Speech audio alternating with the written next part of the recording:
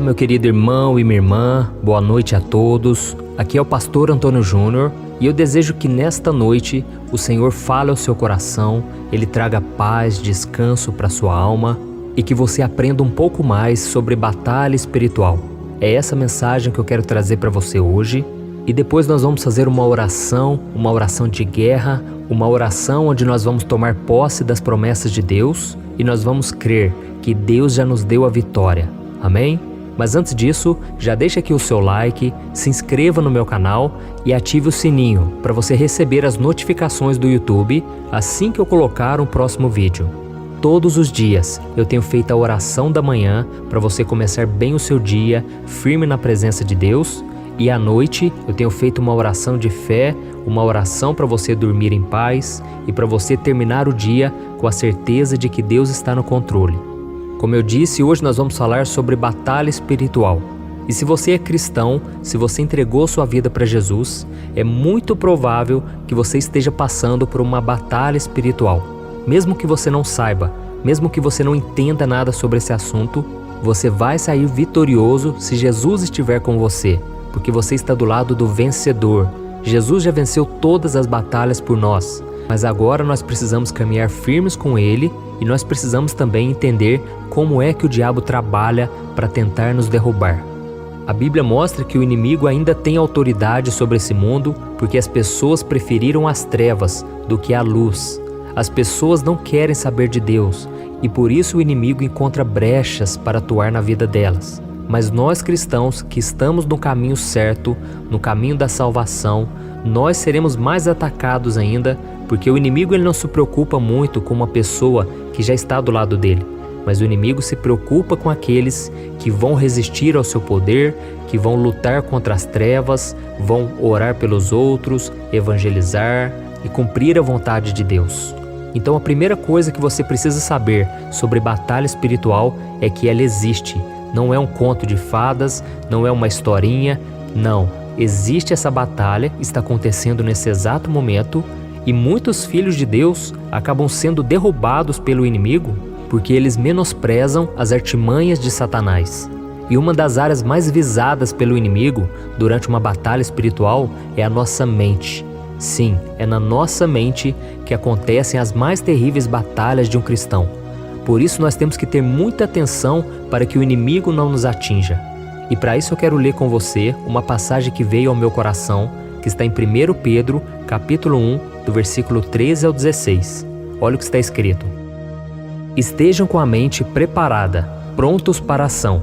Sejam sóbrios e coloquem toda a esperança na graça que lhes será dada quando Jesus Cristo for revelado.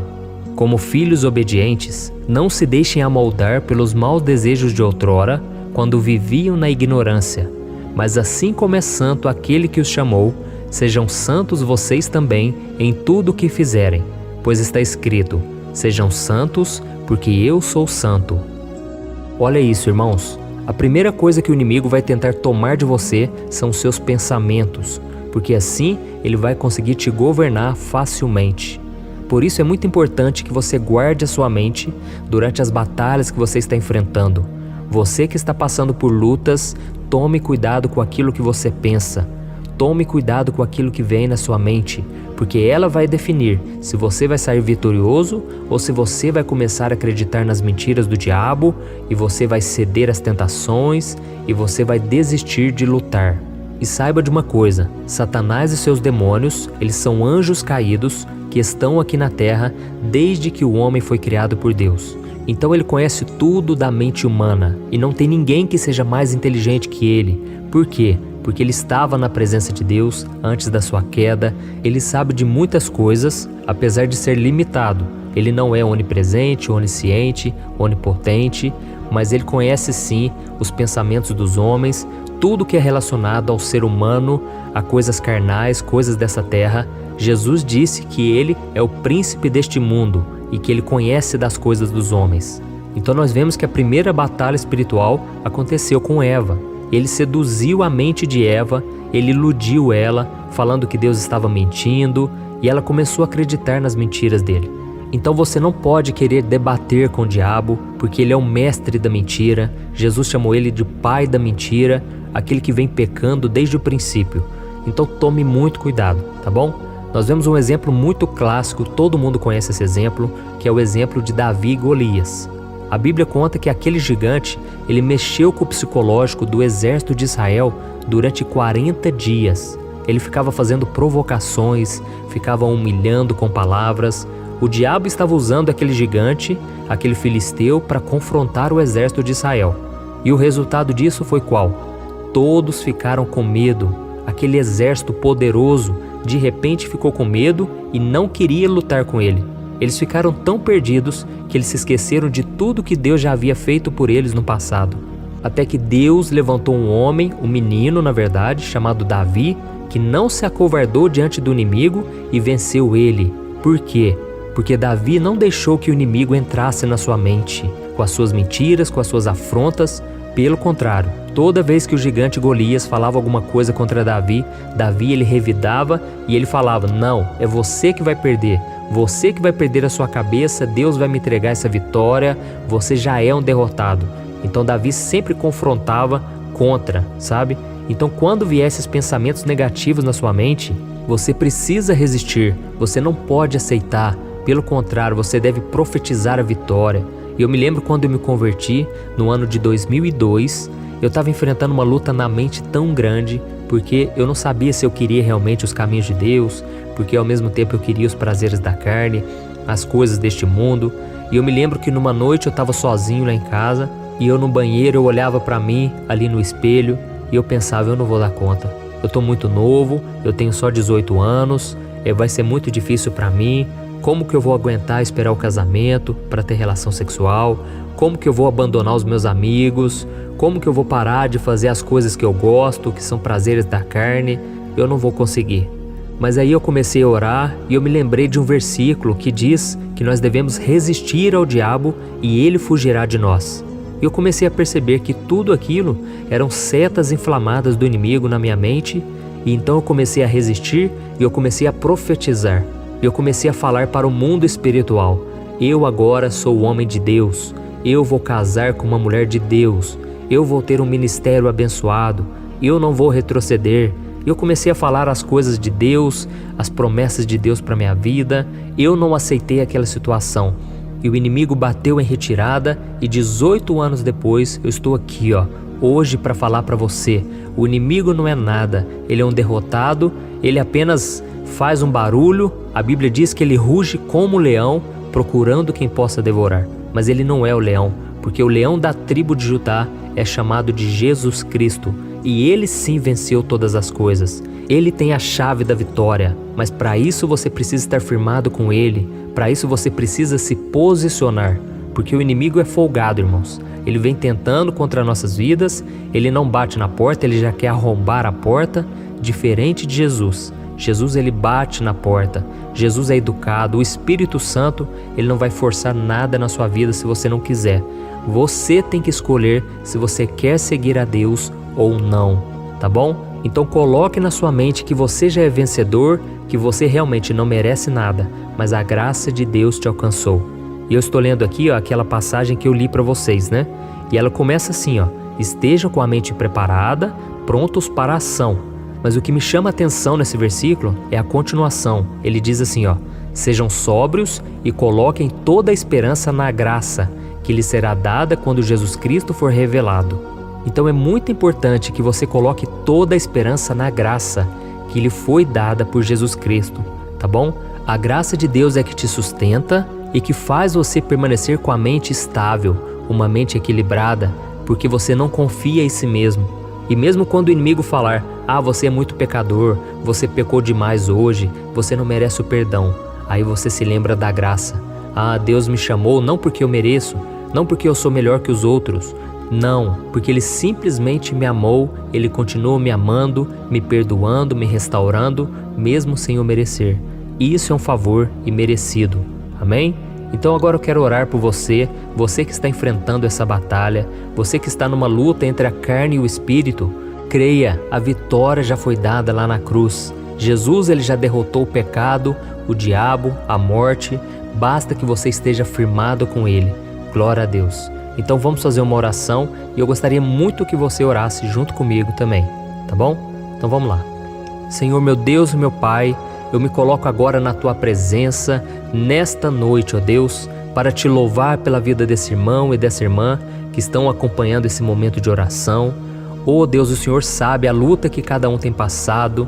Muitos pais estão enfrentando a tentação.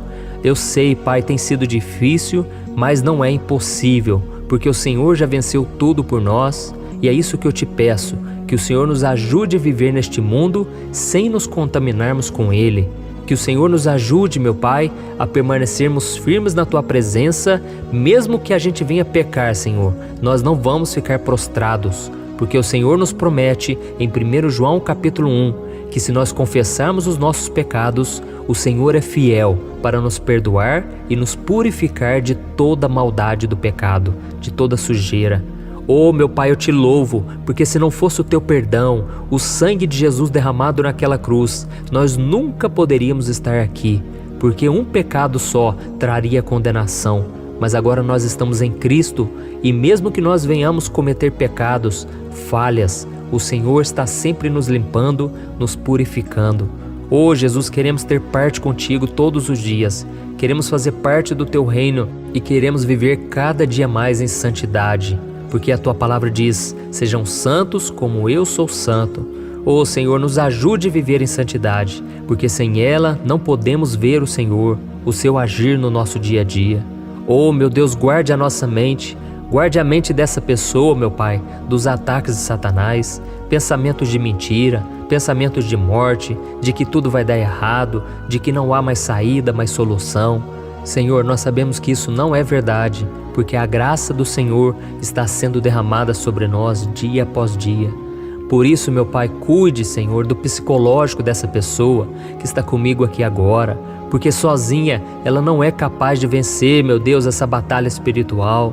Repreenda, Senhor, toda ação do diabo contra a vida dela, contra a mente dela, e lave ela, Senhor, com o sangue de Jesus, e a proteja de tudo aquilo que afasta da Sua presença. Oh, Senhor, tem misericórdia desse irmão e dessa irmã. Dê a ela, Senhor, sabedoria, discernimento, meu Pai, para ela conseguir escapar dessas armadilhas mentais que o diabo usa. Senhor, em nome de Jesus, assim como o Senhor fez com Davi, que essa pessoa não venha se acovardar diante de tantos ataques do maligno, Pai, mas que ela decida depositar a sua confiança no Seu poder, na Sua graça, que é maior do que tudo. Oh, meu Deus, eu quero terminar essa oração de hoje, clamando pela família, Pai, pela família desse filho, dessa filha, que eles também sejam guardados pelo Senhor. E se existe nessa casa alguém que ainda não conhece o Teu amor, que essa pessoa seja tocada pelo Teu Espírito Santo. Oh, Deus, tem misericórdia dos nossos pais, dos nossos irmãos, dos nossos primos, dos nossos filhos, dos nossos tios. Senhor, não deixe o inimigo, Pai, escravizar essa pessoa no pecado, Senhor, na religião falsa, no caminho errado. Em nome de Jesus, Senhor, eu intercedo por essa pessoa agora.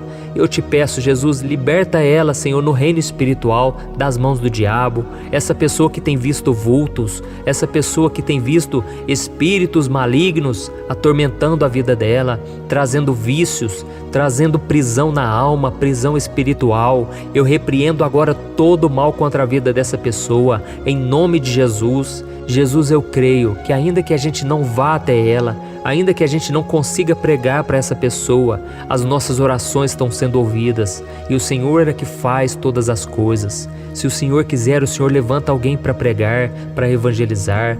Se o Senhor quiser, essa pessoa pode ouvir esse áudio agora, essa oração.